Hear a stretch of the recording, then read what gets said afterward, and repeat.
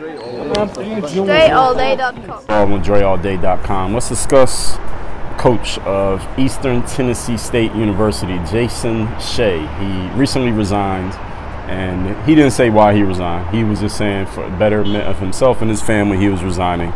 But the word around the college basketball world is that he resigned because during the season, Shea and his players kneeled during the national anthem. Now, Jason Shea is as white as a picket fence, and Eastern Tennessee is a PWI, it's not an HBCU. And most of his players, though, I saw a picture, at least the picture they had on ESPN, is most of the players on the team look black. So apparently what happened is, actually before I even get to that, I'm gonna tell you how to get this book for free at the end of this video, Mirror Motivation. So stick around, I'll tell you how to get this free when I'm done. And I want you to text me, tell me what you got, any insight, most valuable thing you got from this video. My number 305-384-6894. Again, 305-384-6894. So anyway, apparently during the season, because the players started saying this after the coach resigned, this is his first year coaching there. He had been an assistant for many years, his first year as a head coach. After he resigned, a bunch of his players said they strongly believe the reason he resigned is due to pressure from the state of Tennessee, because this is a state university, because of him and his players kneeling during the national anthem. Now, here's what I think happened based on the information that I could gather. And this is from reading the ESPN article. They say that when Shea and his players kneeled during the national anthem and people saw it, they noticed it and they got wind of it, that a bunch of Republicans who work in the state government wrote a letter to the university condemning the action of kneeling and telling him that no, the players need to be standing up, and boosters for the university didn't like it, and a bunch of people who are allegedly quote unquote racist. I'm not calling them racist, but y'all know how these things go nowadays. They didn't like the fact that these players were kneeling during the national anthem. So when the season ended, allegedly, again, this is just my surmising of the situation, because Coach Shea has not said why he resigned. He did not say he was pressured. He did not say he was fired. He did not say he was forced to resign. And the people at the university said he was not forced to resign. He chose to resign. So that's officially what has been said. So, but everybody is saying, not everybody, the people around it who support the coach are saying he was forced or he was pressured because of the kneeling. Several things that we need to discuss here. First of all, Coach Shea said in the article, or not in the article, but during the season when he first kneeled, he made this video he had posted online and said, I support my players 100%, and I didn't realize until I talked to them, how hard it is to be black in America, and I'm paraphrasing him, and 400 years of oppression and slavery and all these things that have gone on in America with black people, and I didn't really understand what they were going through and how hard it is to be black and all these things, and that's why he agreed that it was necessary for him and his players to kneel during the national anthem. Now, this was during this season that just happened. This is in the month of February when people noticed that they were kneeling. I don't know if they've been doing it all year, but in the month of February, people saw it. First of all, Coach Shea and the players at ETSU, the kneeling wave ended last fucking summer. All right, where the hell was y'all at? And this right here is, I'm kind of being sarcastic, but I'm also being serious. Like the NBA, y'all saw what the NBA did, all right, and y'all in college, so y'all should be following the NBA, right? Y'all want to play in the league, right? So when the NBA came back in the bubble last year, everybody kneeled for like, how long did they kneel? A couple of games, 1 or 2 games they kneeled, and then they kept the Black Lives Matter on the court. Then players just either didn't come out for the national anthem or they didn't televise the national anthem, and then people stopped talking about it, and then they just went and played basketball and it was over. They kneeled for a couple games, then it was done.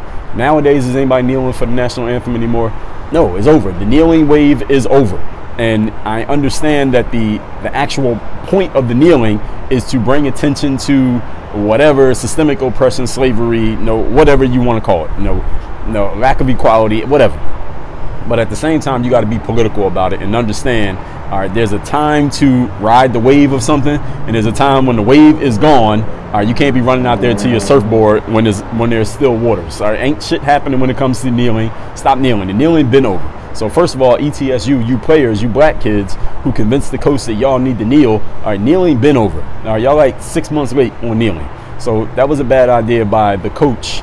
First, it was a bad idea by the players to convince the coach about kneeling, and secondly, the coach Jason Shea, I understand how he felt that he needed to do it because he's, as I said, as white as a picket fence. He got all these black kid players. What's he going to tell them if they're convincing him how hard it is to be black? It's lived experience. No, this is the new phrase, lived experience.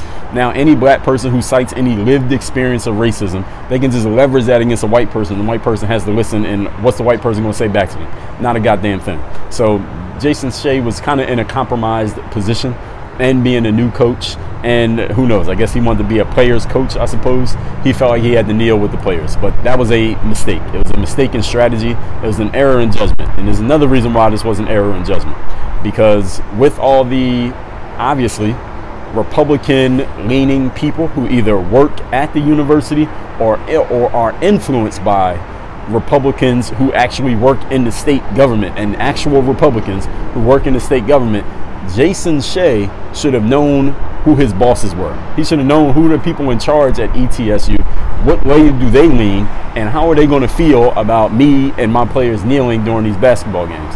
If he cared about his job and keeping his head coaching job, he should have thought about that before he decided to agree to kneel during these games. Because I'm pretty sure that someone who works and who's in charge at that university didn't like the fact that he was kneeling. Doesn't mean they fired him. Doesn't necessarily mean that they're the ones who made him leave. But I'm pretty sure somebody didn't like it, because if everybody agreed with it and they were all applauding it, he would not have resigned. That's just my theory. Again, this is not a reporting. This is just my theory. He wouldn't have resigned if everyone who he works for, his bosses, all agreed with the kneeling.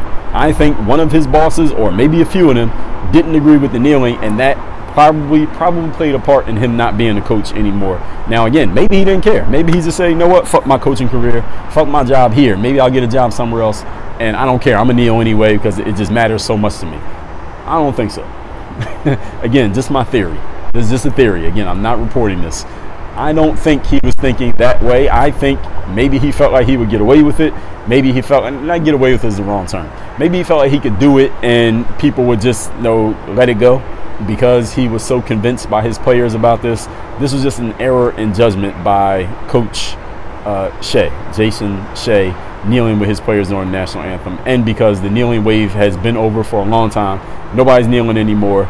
Kneeling is a symbolic gesture that shows off to everybody that you're, on, I guess, on the right side of history. Whatever reason you kneel, whatever. Kneeling does not, change anything. Kneeling does not solve a court case. Kneeling does not is not going to bring back a dead body. Kneeling is not going to solve any kind of racism or systemic oppression or anything. Kneeling does not do anything but show everyone who sees you kneeling that you are kneeling. That's all kneeling does. Kneeling is a gesture. And again, anybody who likes kneeling or you kneel during the games, I'm not saying you're wrong for kneeling. What I'm saying is kneeling is just a gesture. All right, kneeling does not actually accomplish anything. And again, is anybody arguing with me on that point? Hopefully not. But kneeling doesn't do anything. So these players were kneeling because they wanted to have everybody see them kneeling, and they could post the pictures on their Facebook, on their IG, and whatever. And the coach was convinced of this, and he's white, and what's he going to say to some black people, telling them how hard it is to be black? And listen, we could go even deeper into this, but I'm not even going to. But the whole point of what I just said there is the coach was just in a compromised position. He's a new coach, first-year head coach. He had been an assistant, so I'm sure he had a good relationship with a lot of the players, and he'll probably get another coaching job. If he was good enough to be a D1 assistant and then get a D1 head coaching job, I'm sure he'll get a job somewhere else at some point, and it'll be a whole social justice round of applause that he'll get in exchange for this. But unfortunately, I think he was just misled. I think he should not have been listening to his players like this. And again, as a white guy, what the hell are you going to do? So that's the way that I see that whole situation, that he strategically should have thought a little bit harder about what exactly he was doing and not be driven by emotion. These players are 17, 18, 19, 20, 21 years old. All right, they're not making any money. They're not getting paid to play basketball. Who knows how much money ETSU even draws from their basketball team? Probably not that much. You getting paid, coach. You getting a six-figure salary, and you taking that knee. I mean, you got to think about that. Again, I get the whole social justice and all that, but at the same time, we got to think about business, because this is a business. You are a man, you're a head of a household, you're a husband, you're a father, you got a house, probably, you taking care of a family. Like, we can't just go running everything off emotion, and sometimes we got to think about business. At least that's the way that I'm looking at it. If I was advising Coach Shea and he was telling me that's what he's thinking about doing, I will bring this into the conversation. Like, let's slow down a little bit here. Let's pump our brakes before you just go taking a knee. Now, if your players want to take a knee, okay. At some point, it has to end. And this is the whole issue with the NBA. When they did the knee last summer, I remember when this happened, and when they first came back and everybody's taking the knee and it's a big deal and everybody's got it on TV, and every reporter who covers the NBA did a story about how beautiful it is that the players took a knee. This is all a coordinated thing. Fine, I'm all right with that. Eventually it has to end, because I'm like, all right, well, how long are they going to take a knee? Because George Floyd died in May, but they didn't even go to court. They just going to court just now. So the players didn't just keep taking a knee. The season gonna be over before that. They might not even finish this court case. These guys are still be taking a knee. Eventually, you gotta let that go. So you have to have a starting point and an ending point when you do things. My favorite book, The 48 Laws of Power. Robert Greene talks about this. Also in the 33 Strategies of War, another one of my favorites. You gotta know how to end things. How do you end the war? A lot of people are good at starting stuff, but they don't know how to end it. They start doing something, then they just keep doing it, and they never know when to stop. When does this end? When do we move on to the next step? So this whole kneeling thing, cool, but eventually you got to stop kneeling and stand the fuck up. Because what are you kneeling for? What are you kneeling to do? You're kneeling to get people to notice something. Okay, we noticed. All right, now stand up and let's get back to the actual business of what we're doing. The coach, I don't think he considered that. I don't think he asked his players that. He probably didn't demand it of his players, and his players wasn't thinking it, and you shouldn't expect it of them. They're the Indians, you the chief. You the one in charge. So that's a question that he should have asked himself. So I just, again, overall, I'll say this for the last time. This was just a bad strategic move by Coach Shea if he cared about keeping his job. Now, maybe if he didn't care about keeping his job and he didn't care if he got pressured into resigning as a result of kneeling, then everything I just said is completely moot and all for naught. So I guess we'll never know unless I hear from Coach Shea myself. So all that being said, if you do not yet have your free copy of this book called The Mirror of Motivation, the Self-Guide to Self-Discipline, I'll give you this book for free. This book will help you answer the question, who do I need to be while you do your hard work so you can reach your goals? Who do I need to be? All you do is cover the shipping here. Go to mirrorofmotivation.com. The link is down below, mirrorofmotivation.com, and send me a text, 305-384-6894. Tell me the most valuable insight you got from this video right here, and work on your game. Dre, all